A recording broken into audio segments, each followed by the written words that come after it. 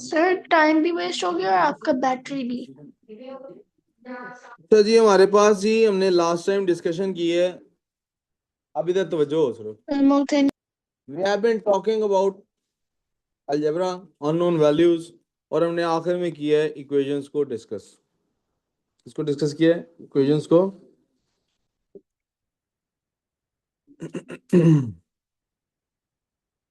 जब हमने डिस्कशन किया इक्वेशंस को तो हमने एक चीज रियलाइज की।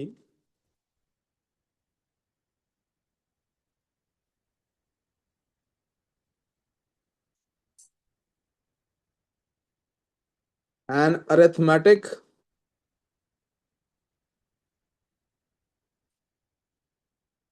expression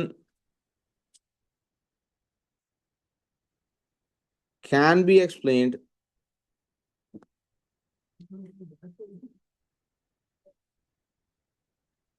यार वो लाइट ऑफ कर दो। can be explained, ये पहले सुन लेना, एंड पे तीनों जुमले इकट्ठे लिख लेना और साथ साथ लिखने तो कोई प्रॉब्लम नहीं। algebraically,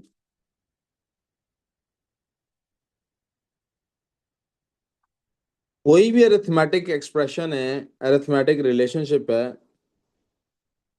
आप उसको डिस्कस कर सकते हैं अलजेब्रिकली।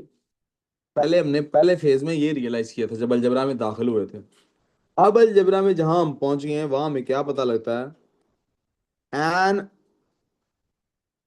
Algebraic expression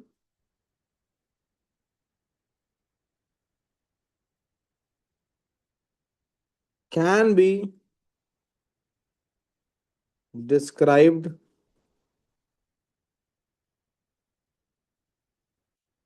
graphically। कैसे डिस्क्राइब किया जा सकता है? यहां से अब हमारी बात शुरू होगी। Algebra meets graphs. अलजेब्रिक चीजों को ग्राफिकली रिप्रेजेंट किया जा सकता है।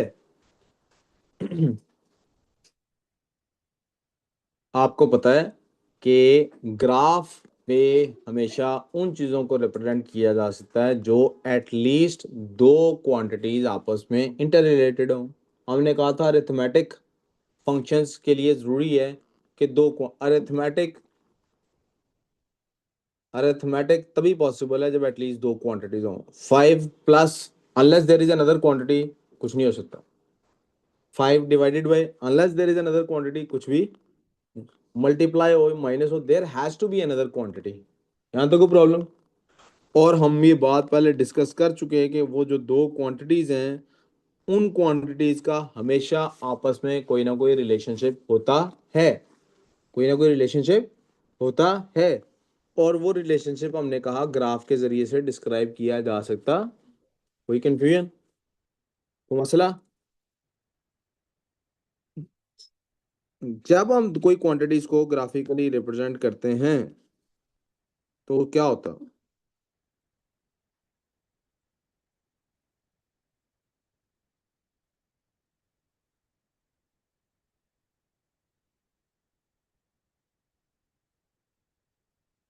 क्वांटिटीज कैन बी रिप्रेजेंटेड या और डिस्क्राइब्ड, या उन्हें डिस्क्राइब किया जा सकता है यूजिंग ग्राफ्स। पहली बात ये होगी। इसी बात को आप इस तरह से समझ लीजिए, साथ लिख लीजिए प्लीज, क्योंकि मैं थोड़ी सी स्पीड में ये लिखूंगा। ग्राफ्स शो, बेटा क्या नाम है आपका? हमदान। काम पे ध्यान नहीं है अभी आपको, लिख नहीं रहे आप। Graphs show relationship between quantities. Graphs quantities के दरमियान रिलेशनशिप शो करते हैं। ये दो बातें जल्दी से लिख लें और इनको हजम कर लें। ग्राफ जो होता है दो क्वांटिटीज के दरमियान रिलेशनशिप शो करता। कोई कंफ्यूजन? जी बकर साहब को मसला? भाई को मसला ग्राफ रिलेशनशिप शो करता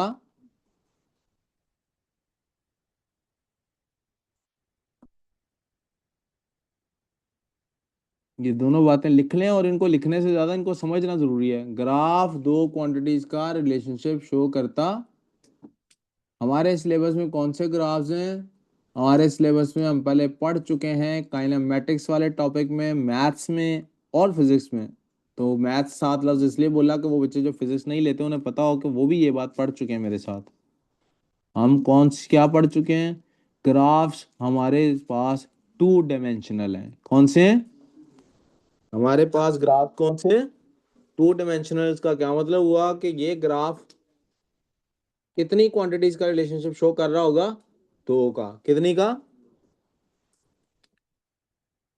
तो ये जो ग्राफ आपस में रिलेशनशिप शो करते हैं, इनकी कितनी टाइप्स हैं? हमने इन रिलेशनशिप की टाइप्स पढ़नी है। तो हमने अब तक जो टाइप पढ़ी थी वो कौन सी है आपके सामने? मैं पहले उसका जिक्र करने वाला हूँ।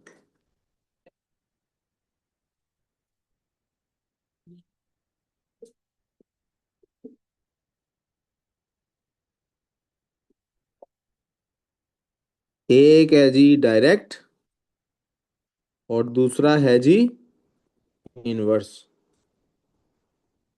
क्वांटिटीज फॉर एग्जांपल हमारे पास हैं कौन कौन सी?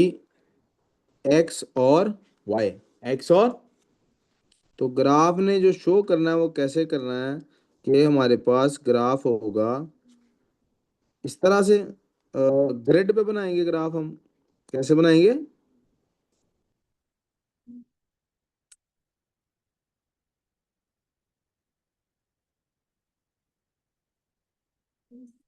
तो हमारे पास जो ग्राफ ग्रिड पे होगा उसके अंदर क्या होगा?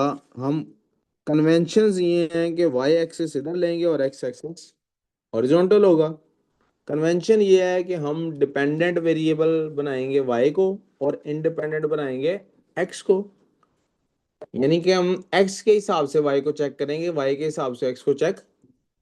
यहाँ तक कोई प्रॉब्लम? अच्छा जी, यहाँ ये बात भी लिख लेते हैं।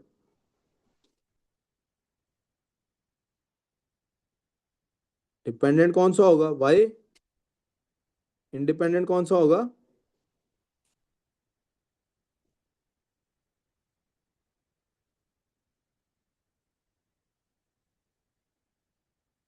तो रिलेशनशिप यहाँ हो सकता है direct. Let's use orange colour for that. या हो सकता है inverse. Let's use green colour for that.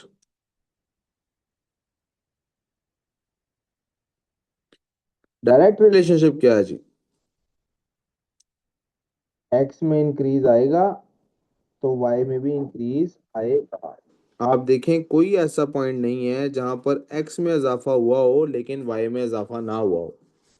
कोई दो पॉइंट्स पकड़ लें आप। कोई दो पॉइंट्स पूरे ग्राफ पे ले लें। ये तो पता लग रहा है ना कि इसमें से ब्लू वाला जो पार्ट है वो ग्रिड है। ये ब्लू वाला जो पार्ट है वो क्या है? ग्रिड है। और जो ऑरेंज वाला पार्ट है वो क्या है? वो है असल में ग्राफ। और अभी हम एक ग्राफ ग्रीन से भी बनाएंगे।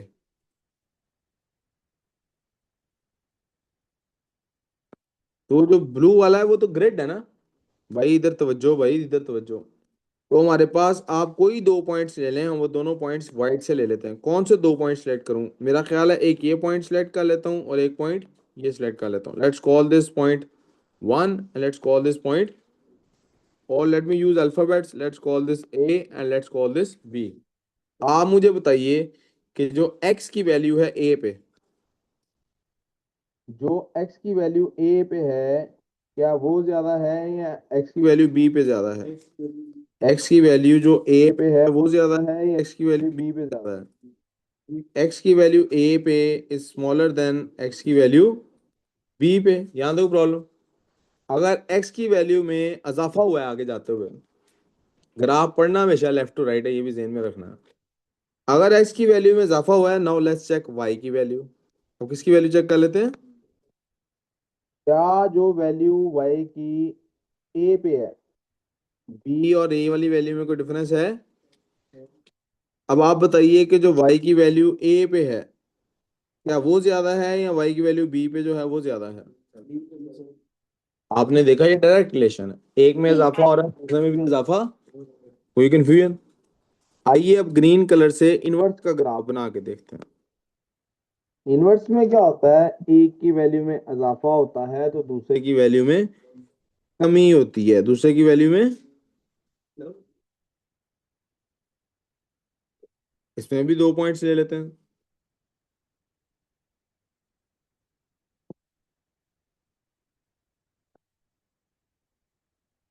कोई 2 पॉइंट्स ले लीजिए, let's take point this and this. नहीं, दूसरा पॉइंट चेंज करते हैं जी। ये है जी दूसरा पॉइंट। अब आप देखिए, दूर हो या नजदीक हो इससे भी कोई फर्क नहीं पड़ता। ये हमारे पास y की वैल्यू और ये हमारे पास x की वैल्यू, ये हमारे पास y की वैल्यू और ये हमारे पास x की वैल्यू। हम इनके नाम भी रख देते हैं यहाँ पे। y की वैल्यू जनाब, सॉरी, यहाँ पे बेटे इन पॉइंट्स के नाम y a और y, सॉरी, इनके नाम सी डी रख देते हैं। This point C, this is point D, ताकि कंफ्यूजन से बचा जाए। ग्राफ अभी भी Y to left to right ही पढ़ना है, ग्राफ हमेशा कैसे पढ़ना है, लेफ्ट टू। तो हमारे पास ये हो गया वाई। जी बेटे, क्या कह रहे हो बुकर? जी बेटे, ए की बात हो रही है? नहीं। और यहाँ पे एक्स सी और एक्स डी। जी बच्चों, तो अगर हम गौर करें तो हमारे पास जो एक्स की वैल्यू है, एक्स की वैल्यू जो हमारे पास सी पे है वो कम है या ज्यादा है एज कंपेयर टू एक्स की वैल्यू डी पे? एक्स सी पे ये है बेटा, ये वैल्यू कम डी है पे या ज्यादा है। ये वैल्यू कम है? सी वाली वैल्यू कम है, सी वाली वैल्यू। सी तो वन। एक्स सी, अच्छा बेटे एक मिनट रेखा चुप कर जाओ, एक्स सी कम है एक्स डी से, इधर ध्यान देना यार। एक्स सी एक्स डी से। Let's talk about y now. तो जो वाई सी और वाई डी है उनके साथ क्या सलूक हो रहा है? वाई डी ज्यादा है कि वाई सी ज्यादा है? जी, ये वाई सी की वैल्यू है, ये वाई डी की वैल्यू है, किसकी वैल्यू ज्यादा है? वाई सी की वैल्यू ज्यादा है। तो आप देख सकते हैं कि इनवर्स रिलेशनशिप और डायरेक्ट रिलेशनशिप कैसे फर्क है दोनों के अंदर। कोई confusion? We clear on this? तो मसला है तो प्लीज बता दीजिए। Are we clear on this और नॉट? इन रिलेशंस को कहते हैं लीनियर और इनवर्स। क्या कहते हैं इनको? लीनियर और। तो हम पहले फेज में यानी कि आज की क्लास में हम देखेंगे कि इसको अलजेब्रा और ग्राफ में से इस पार्ट को न्यूमेरिकली कैसे फंदान, आपको समझ आइए पुत्र टॉपिक की। हम आज देखेंगे कि ये जो रिलेशनशिप होते हैं इन रिलेशनशिप्स को मैथ्स की जुबान में क्या कहते हैं। बेटे these relationships are called as proportionality. क्या कहलाते हैं ये आपस में?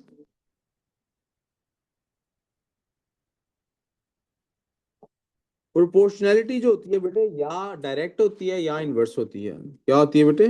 डायरेक्ट या इनवर्स। इनको अलजब्रिकली कैसे, इनको ग्राफिकली कैसे रिप्रेजेंट करते हैं, मैंने लाइनें लगा के दिखा दी हैं। लेकिन अलजब्रिकली कैसे रिप्रेजेंट करते हैं? ऐसे रिप्रेजेंट करते हैं कि हम कहते हैं वाई, मैंने क्या कहा, वाई को हमने देखना है एक्स के हिसाब से कैसे चेंज हो रहा है। तो y is directly related to x. और इनवर्स को कैसे दिखाते हैं? Y is directly related to 1/। Inversely में भी वो डायरेक्ट वाला ही साइन होता है ना, रेसिप्रोकल बन जाता है, मैं ये बताना चाह रहा हूँ। ठीक है। और ध्यान ये रखना है आपने कि ये x की जगह कुछ भी हो सकता है, एक्स स्क्वायर हो सकता है, a हो सकता है, कुछ इट कुड बी एनीथिंग। लेकिन x में चेंज आएगा तो y में भी चेंज। कोई कंफ्यूजन? यहां भी तो यही पता लग रहा है ना। प्लीज जरा आप 1 मिनट के लिए गौर कीजिए सिर्फ इस ऑरेंज लाइन पे। क्या आप लोग कोशिश कर सकते हैं इस ऑरेंज लाइन पे फोकस करें? कर सकते हैं कि नहीं? थोड़ी यस। देर के लिए इस ऑरेंज लाइन पे कंसंट्रेट कर सकते हैं? हैं?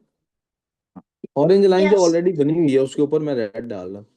ये ऑरेंज लाइन हमें बता रही है कि जैसे जैसे एक्स में चेंज आएगा वाई में भी चेंज आप देखें इधर तवज्जो कर भी फलक, आपने थोड़ा सा इस तरफ गए तो आपको थोड़ा सा ये आप पहुंच गए, और इस तरफ गए तो और ऊपर भी जाना पड़ेगा ताकि आप इस ग्राफ पे पहुंच सकें।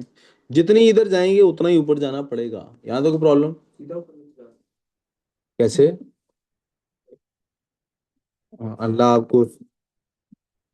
अच्छा, तवज्जो तवज्जो। लेकिन बेटे ये हमें ये तो बता रहा है कि एक्स के इंक्रीज से वाई में इंक्रीज आएगा, लेकिन कितना आएगा क्या ये बता रहा है? ये ग्राफ ऐसे भी तो हो सकता था, यस और नो? ये ग्राफ ऐसे भी तो हो सकता था, यस और नो? ये ग्राफ कितना टिल्ट होना है, कितना स्टीप होना है, ये चीज क्या डिटरमिन करेगी? हमें यहां से सिर्फ ये पता लगता है कि एक्स के बढ़ने से वाई बढ़ रहा है, ये नहीं पता लगता कितना बढ़ रहा है। यहां तक समझिए आप मेरी बात? वो चीज जो ये बताती है कि कितना बढ़ रहा है, उसको हम कहते हैं कांस्टेंट। क्या कहते हैं उसको हम? y इज इक्वल टू के एक्स। और बुनियादी तौर पे जब भी हमें फाइंड करना होता है, अगर तो बच्चों, अगर इनका रिलेशनशिप आपस में है, अगर इनका आपस में रिलेशनशिप है, तो ये कांस्टेंट हमेशा एक रेशो बन जाता है।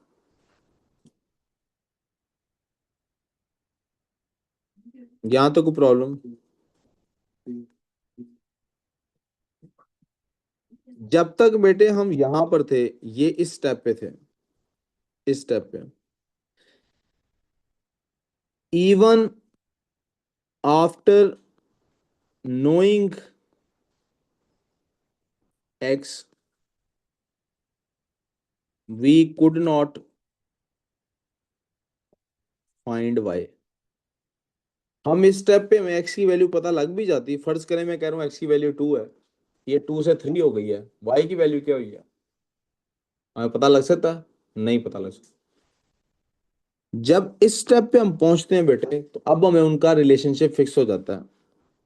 अब उनका रिलेशनशिप, बल्कि मुझे कहना चाहिए चेंज इज फिक्स्ड नाउ। अब पक्का पता लग गया है कि कितना चेंज करने से कितना चेंज होना है। अगर k की वैल्यू 1 है, अगर k की वैल्यू 1 है, तो x में जो भी चेंज आएगा 1 से मल्टीप्लाई होगा, इसका मतलब जितना चेंज x में आएगा उतना ही चेंज y में आ जाएगा। लेकिन अगर k की वैल्यू 2 है, तो इसका मतलब x में जब भी चेंज आएगा y में उससे डबल चेंज आएगा। ये बात समझ आ रही है आपको मेरी? कोई ना कोई रिलेशनशिप फिक्स हो गया। जब हम इस पे पहुंचते हैं ना, इस स्टेप पे, ओनली आफ्टर knowing k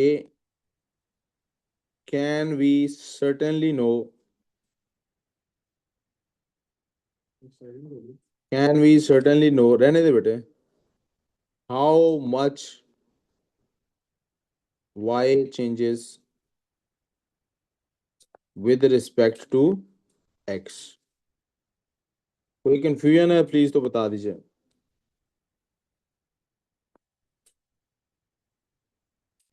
कोई कंफ्यूजन? समझ आ गई बात?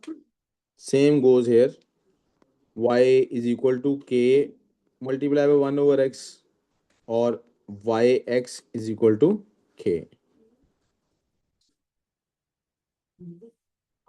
आर वी गुड बेटे? Are we good so far? Are we good so far? इसमें भी वही चीज है, वाई एक्स में जितना चेंज है, जितना एक्स बढ़ेगा वाई उतना कम हो जाएगा, एक्स जितना बढ़ेगा वाई उतना, ये हम इनवर्स की बात कर रहे हैं। लेकिन एक्स के बढ़ने से वाई में कमी आनी है, कितनी आनी है ये तो नहीं पता लग रहा, वो इस के से पता लगना है। तो के की वैल्यू जब तक फाइंड नहीं होती हम ये काम, अब के की वैल्यू फाइंड हो कैसे सकती है? इसको अबू बकर को तो बिल्कुल नहीं पता, क्योंकि इसको तो शुगल सूझा हुआ है फलक के साथ। फलक के पास एक प्रकार है, अबू बकर चाहता है इसके हाथ पे भी मेहंदी लगे। ना बता, बकवास ही होनी है कोई, मुझे काम करना है। अब मैं आपको बताता हूँ ये पेपर में सॉल्व कैसे करना, सवाल आता क्या है और सॉल्व क्या करना होता है। और ये आपकी by the way practice sheet जो आज दी है मैंने, उसके आखिरी सवालों में से आखिरी पेज पे शायद इस तरह के सवाल हैं भी। वो कहता है y is directly y is directly related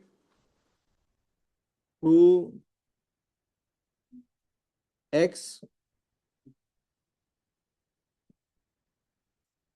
when y is 5, x is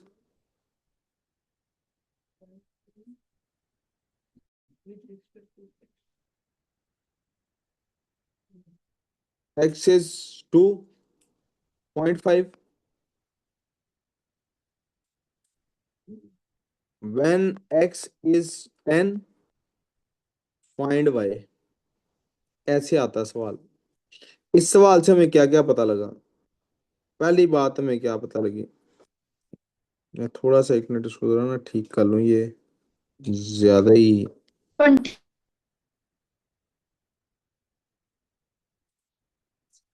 Sir, जी बेटे चुप, 1 मिनट रुक जाओ। sorry.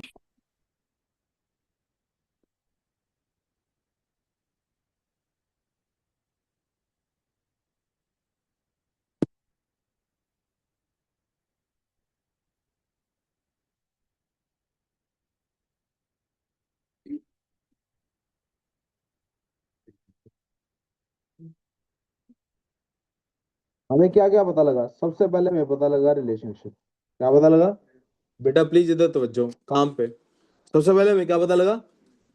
वो क्या है कि y is directly related to x। यहां से अगला स्टेप ऑटोमेटिकली हमारा हो जाना चाहिए क्या? y, नीचे लिखते हैं, यहां से अगला स्टेप ऑटोमेटिकली क्या होना चाहिए? y इज इक्वल टू के एक्स। उसके बाद जब तक वो हमें एक वैल्यू नहीं ना बताता, दूसरी बात क्या पता लगी हमें? दूसरी बात हमें ये पता लगी कि जनाब जब y की वैल्यू 5 थी, x की वैल्यू 2 पॉइंट, तो हमें दूसरी बात जब पता लग गई है तो हम क्या करेंगे? वो वैल्यूज पुट करेंगे। कहाँ पुट करेंगे? यहाँ पुट करेंगे इसके अंदर। क्या बन जाएगा? y की वैल्यू 5 है is equal to k into 2 point. तीसरी बात हमें क्या पता लगती है? इससे हमें ऑटोमेटिकली क्या पता लग जाता है? इस जगह से ऑटोमेटिकली पता लग जाता है कि 5/2.5 इज इक्वल टू के। इसका मतलब है के की वैल्यू क्या है? 2। के इज इक्वल टू 2। ये हमें पता लग गया बेटे। इससे हमें ऑटोमेटिकली पता क्या लग गया कि वाई और एक्स का असल रिलेशनशिप जो फिक्स्ड रिलेशनशिप है। बता आगे क्या करना चाहूँ। हम्म बताओ क्या आप लिखूं, बोलो। वाई को टू के एक्स लिखूं? ठीक। अब इधर ध्यान दें, ठीक है। तो हमें पता लग गया के की क्या वैल्यू है। इसका मतलब अब रिलेशनशिप फिक्स हो गया है, तो हमें पता लग गया असल में रिलेशनशिप क्या है। y is equal to 2x। क्या रिलेशनशिप है? अब हम तीसरे स्टेप पे जाएंगे और हम देखेंगे कि उसने क्या कहा हमसे। उसने कहा जनाब जब x की वैल्यू 10 है तब y फाइंड करें। तो हम y की वैल्यू फाइंड करना चाहते हैं जब x की वैल्यू क्या है? 10। तो y की वैल्यू क्या निकली उस वक्त? 20. कोई कंफ्यूजन? ऐसा पेपर में सवाल आता। ये डायरेक्टली रिलेटेड की बजाय इनवर्सली रिलेटेड भी हो सकता है। बेटा 1 मिनट चुप करो। ये डायरेक्टली रिलेटेड की बजाय, और ये जरूरी नहीं है हमेशा एक्स के साथ हो। ये x+1 एक्स, यार आइंदा तुम दोनों ने मेरी क्लास में नहीं आना। मैं बता दिया है, मुझे दोबारा ना रिपीट नहीं करनी ये बात। Don't ever come to my class both of you. मेरी बात समझ आ गई आप लोगों को? Are we clear on this? चलो जी, यहीं तक मैंने बात बतानी थी आपको। जो प्रैक्टिस शीट दी है उसमें यहां तक शामिल। यहां से आगे बात कैसे निकलती है, किधर जाती है, ये हम इंशाल्लाह मंडे को डिस्कस करेंगे। मंडे को रीटेस्ट भी होगा, so I will adjust the timing somehow. अपना ख्याल रखें जी। अब ये रहा, आप पूछना जो पूछना है मेरा बेटा। टेस्ट होएगा, मेरा 97%।